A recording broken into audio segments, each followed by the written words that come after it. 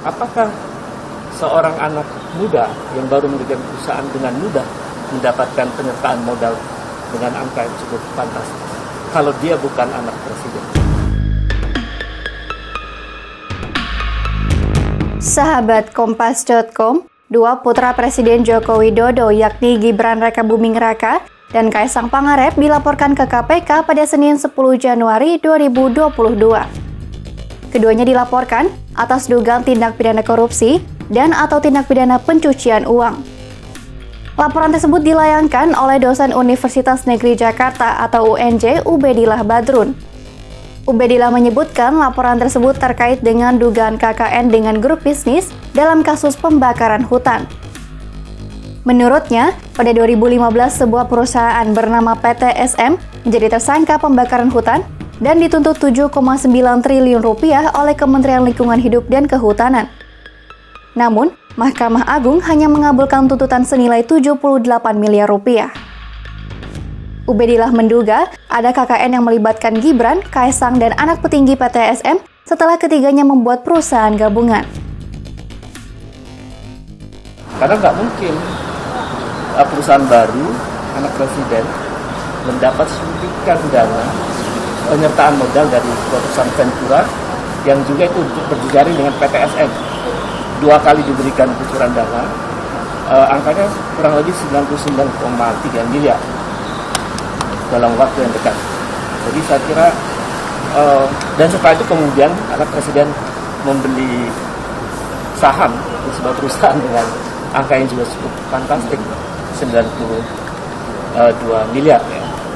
Dan itu bagi kami tanda tanya besar. Apakah seorang anak muda yang baru mendirikan perusahaan dengan mudah mendapatkan penyertaan modal dengan angka yang cukup fantastis kalau dia bukan anak presiden?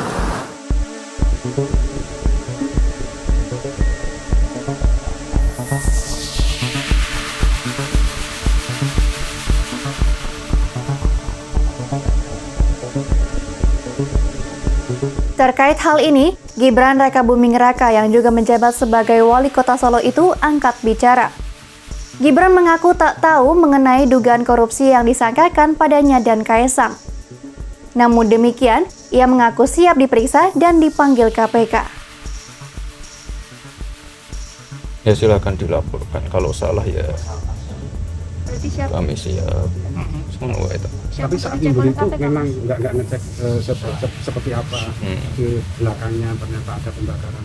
Itu belum tahu. Untuk masalah track recordnya ya tanya Kaisang. Ya cek aja, cek aja. Ketika ada nantinya panggilan untuk ini akan datang. Ya cek aja, kalau ada yang salah ya silakan dipanggil. Salah ya apa ya dibuktikan.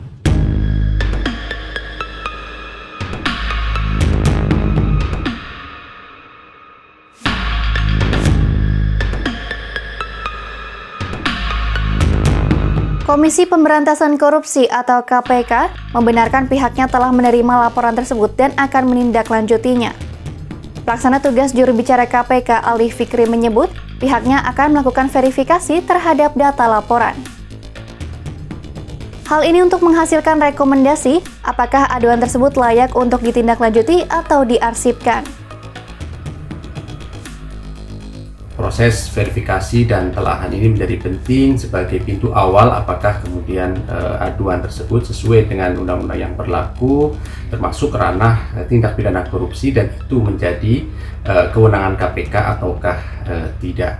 Apabila kemudian menjadi kewenangan KPK, tentu akan ditindaklanjuti sesuai dengan mekanisme aturan hukum yang berlaku.